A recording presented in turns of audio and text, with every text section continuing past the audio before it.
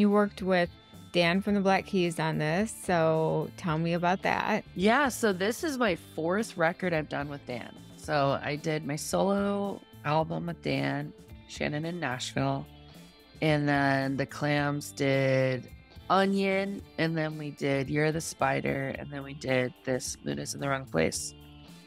And it's just, every time we go back into that studio, it feels more and more like home, which is really nice. I used to feel really shy and really not uncomfortable is not the right word, but like, I don't belong here. I'm not like a good enough musician. Like, I just felt really like out of my element in there, because it's like every piece of gear is so special. Every piece of gear in there has a story. You know, it's the mixing board from Muscle Shoals, you know, everything has a story and is from somewhere special. And it's a really special place. But now we all just feel really comfortable there. And going into the studio in this extremely fragile state was intimidating, or I was afraid of it being intimidating. That's what I actually mean. And it was beautiful. I mean, it was like so sweet. Everyone has been wonderful and supportive and loving, and everyone's met Joe, you know. He went on tour with us a lot, and the band knew him and loved him so much. And he came on tour when we toured with Black Keys. He'd fly out a couple times, and when we toured with Dan Auerbach, and so they've all met him. It was a really positive experience. I felt like people gave me a lot of freedom on this album. I think that in the most respectful way, our band's so collaborative, you know, like I love my bandmates so much. And it is really collaborative, although it's called Shannon and the Clams. It's like everyone is contributing a lot. And I want everyone's voices to be heard. And I think that we have a great dynamic. But I feel like I'm on fire, you know, like I feel like this extreme energy and this extreme need to be pouring all this like energy I have from this grief and this loss into things. And my ability to compromise is different on this record, and everyone got it. So there's a lot of like, yeah, let's do it. Yes, Shannon, let's do this song. Yes, Shannon, you know, like, I don't know if any of that's making sense, but instead of, I just know it's Joe's it's an album for Joe. And everyone was like down for that and wanted that and knew that how important that was to me and to them. And I'm grateful for that. I mean, I could probably make albums about Joe for the rest of my life. Maybe you will. But yeah. Yeah, maybe I will. So I'm wondering, like, you know, you're a very successful woman in music. Did you ever feel like early on you had struggles, like any pushback from people because it was like, oh, you know, a woman is up here being amazing and doing all this stuff, and like this is really like where men have been, you know, for most of history, music history? Oh, for sure. I mean, things still happen.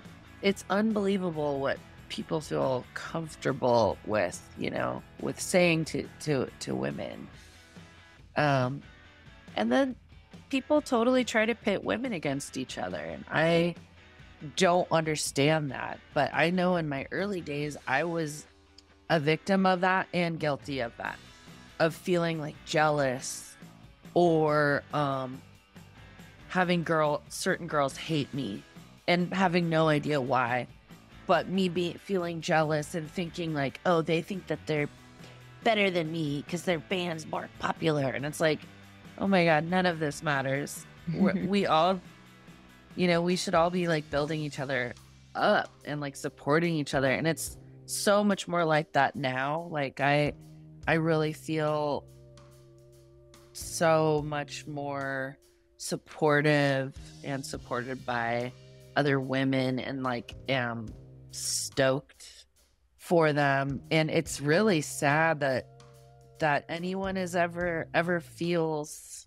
that that's what they need to do or is treated that way. It's very sad. But honestly, like now, that stuff used to haunt me when I was younger. It used to torture me. And now I kind of love it because it's so few and far between. And now I just feel powerful. And I did not feel powerful at all back then.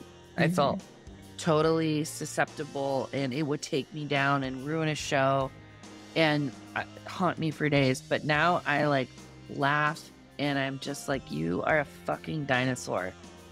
You are from like another time and you are at the wrong show, my friend. I honestly feel like I have a lot of respect and love. I receive a lot of respect and love that I didn't a few years ago, you know? Yeah. And I think that could be a sign of the times. That could be my own like personal growth and how I react to things. And it could be because of now how long I've been actually performing and just like having more like a bigger variety of fans or something. I don't know, but I just see a lot of positive changes, even with just like diversity beyond seeing more women, you know, like I love just seeing, you know, more genders and like people of different backgrounds and just like bands with lots of different kinds of people in the bands, you know, instead of like the token girl or whatever. Right. It is. Yeah. Like I feel like I know for a fact that I'm seeing so much more of that now than I was a few years ago. And I love that. That I think is very hopeful. Well, this has been really lovely talking with you. Thank you so much for making the time, and congrats on the new record. It's fantastic. Is there anything else you'd want to add? It's definitely something I've said before, but I feel like it's an important message that if people like want to make music, that they can and they should, you know, being someone that never thought that I could, and now this is my career. It's important that people that aren't expected to be the ones to make music, if they have the urge, it's important that their voice be heard. And I mean, I really do think we're starting to see that, which is great. Starting to see it more. I guess that's the last thing I want to say.